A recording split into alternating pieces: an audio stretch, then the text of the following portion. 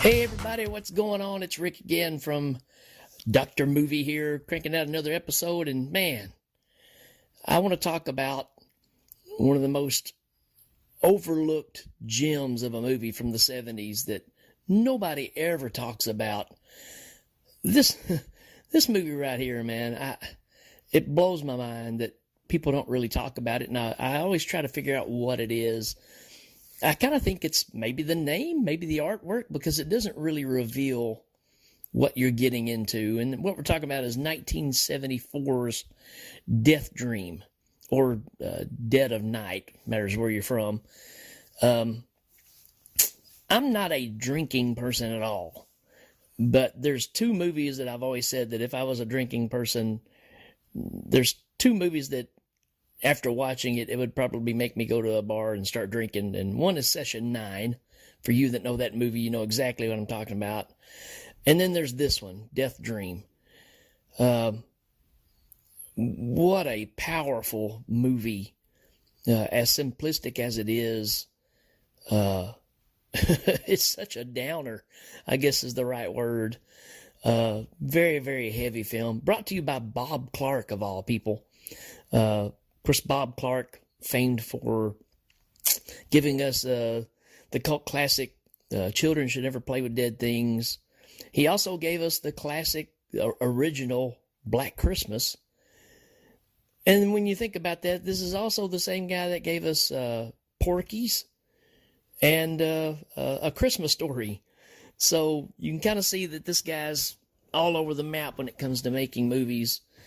And this one, I tell you, I'm having trouble finding words for it because it's such a heavy film. It's really a retelling of A Monkey's Paw, you know, if you're familiar with that story at all.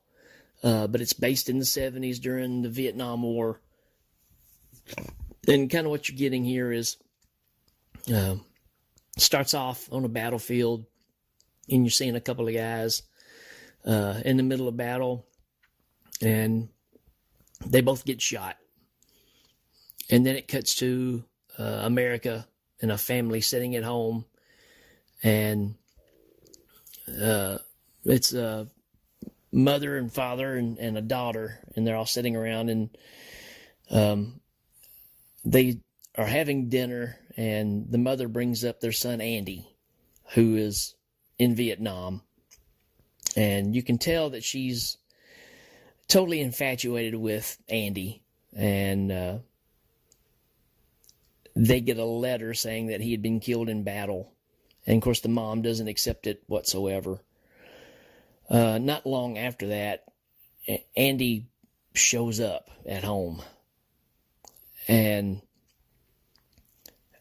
obviously he's not the same person, right? And so that's one thing that's really going on with this movie is, you know, the tragedy of war.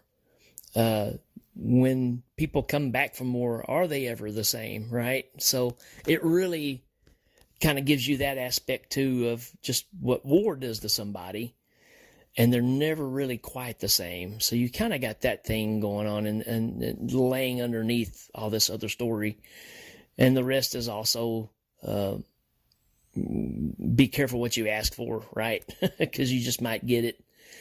So yeah, that's kind of the story here of Andy coming back and no longer being the same. And lo and behold, he's dead. He doesn't have a heartbeat, doesn't have a pulse, and in order to survive, he has to drain people of their blood and inject himself with it. So the same thing that kind of makes Martin an interesting film, you know, Martin by George Romero.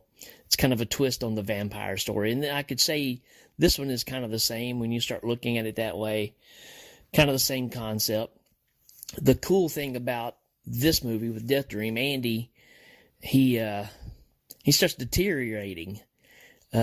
He becomes more gruesome as the story goes on, and it's kind of like American Werewolf, right? Where his buddy has been, you know, the one that was attacked, and he can't die until the curse is finished, and he just slowly deteriorates as the movie goes on. This is kind of the same. unless Andy goes out and you know, replenishes his blood supply, it kind of brings him back around, but it doesn't last very long. And they're trying to put him in situations to make him feel at home, go out on a date with an old girlfriend, all these things, and he is totally not the same person. And the dad is, I mean, he gets it. He knows this is not his son. He knows something is up.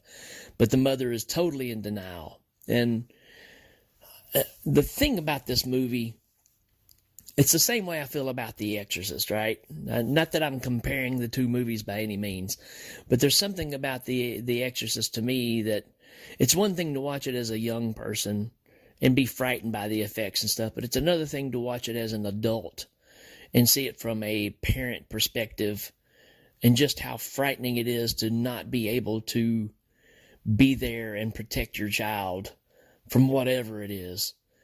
And I get the same feeling from this movie. It's one thing to watch it with young eyes and see some of the effects. Oh, by the way, this is early Tom Savini effects too. One of the first things he's ever done was the effects for Deathdream. So you get to see some early Tom Savini here. Some pretty frightening makeup work in this for as low budget as it is. It's pretty gruesome as far as what he transforms into. But that aspect again of, you know, being an adult and seeing this and seeing that this mother is in total denial and will do anything to protect her son. Now, I guess one of the things for me is kind of a personal story is I had an uncle who stayed in trouble all the time. I mean, he's always running from the law. Been sent to prison a few times and stuff. Get out just to go back again. And my grandmother, for some reason, would always protect him, right? She would do anything to try to keep him safe and stuff, which, you know, I get it. You're a parent. But, you know, it's that same mentality here of, I don't know if it's just partial to that kid because you feel like they're just misunderstood, possibly a feeling of you've haven't been protective enough of them growing up. It's kind of your fault that they turned out the way they did, not good enough parenting, so you're trying to compensate for it. All those factors come into the story. So I've seen that firsthand growing up, and this is that same idea just blown up to the nth degree of what's going on in this story. Don't know all the names of the actors and stuff. I know that the father was in The Godfather, but the guy playing Andy is absolutely terrifying with this cold, non-emotional character that he's playing. You just have no idea what this character is going to do from moment to moment. And I really think that's what makes this work.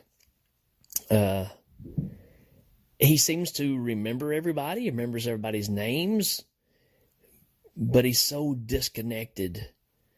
And again, this ties back into the idea of people coming back with, you know, issues from being in war and all that kind of stuff. And, you know, what is their mindset? And there's so much going on in this movie. It's hard to even really talk about all of it at once. Again, I have no idea why this isn't bigger. I even think about the artwork. The artwork is misleading as well. Doesn't really show what you're getting into. And again, the name doesn't really, you know, captivate you as well as far as this is something you should check out. I stumbled on it just by accident, really, and was just floored by it. I remember I was on a show with Duncan McLeish, and we were doing 70s horror, and I brought this movie up, and he was blown away by it too, because it is so overlooked.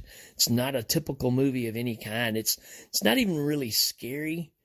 It's just bothersome. And like I said, it will make you carry it with you for a long time. Um, it's very unique, and I totally recommend you check this one out. I want people, somebody's asked about having some sort of little rating on this show. I mean, I guess we could do a basic like 1 through 5 kind of thing. To me, it's a 5, just because of the impact that it has. Is it well made? Well, that's arguable, because it is early 70s. It's Bob Clark's second film or so. And if you're familiar with his work, you can kind of look in all of his movies, and they all have this grittiness to them. Even Porky's, even a Toy Story, a Christmas Story. They've all got this grittiness to them, and maybe that's a trademark. I don't know, but all of his movies have that kind of feel to them. It really is effective in this one. And again, just the code reactions that the character Andy has in this is just so bothersome. And the fact of no matter how bad things get with what he's doing, the mother is still taking up for him. She's just so happy to have him back that she's willing to overlook the gruesome things that he's doing. And that alone is so bothersome. And the ending as well is just floored me when I saw it. Man, it's a very, very heavy film. If you're expecting a lot of slasher stuff, things like that, there's not much. I mean, for the most part, you do have a scene where he is killing people and taking their blood. Like I said, very much in the style of Martin, something like that, where he's not like attacking them and biting them and drinking the blood that way. He's actually injecting it into himself. Again, just a very weird premise for a lot of this. And just a heavy film. Even the family dog realizes there's something wrong with this guy. So it's amazing to see how joyous and happy they are for the return of Andy, and then it just slowly just tears this family apart. It's so heartbreaking, man. And so I guess what I'm saying is, if you like your movies with a little more of an adult type theme, something a little more serious, it is still a horror flick any way you look at it. But it's just a little deeper than that, then I'd highly recommend this movie. I think that's what makes it stand apart from everything else. Is it's not a typical set 'em up, knock 'em down kind of horror flick. This one is very, very smart, very intelligent as far as what you're being handed here. It's very haunting, stays with you a long time. It's just such a different movie, and I can't recommend it enough. So if that sounds like something you're interested in, then by all means, go find this movie and check it out. I don't think you'll be disappointed. And let me know what you think on this one, because I can see where some people won't get into it, because it's kind of a slow burn. Again, it's 70, so it's got that thing about it, right? But I still say you check it out. We got to remember, this is all pre-slasher. Movies just didn't move at that pace at that point. So I don't know. To me, it made a lasting impact on me, and I think it will you too if you just sit and watch it and walk away with it, especially from a parent type scenario, and just see what it does to this family. It's just so devastating. So give it a shot, see what you think, and let me know about it. That's my thoughts on it. And till then, we will see you next time. Check you later.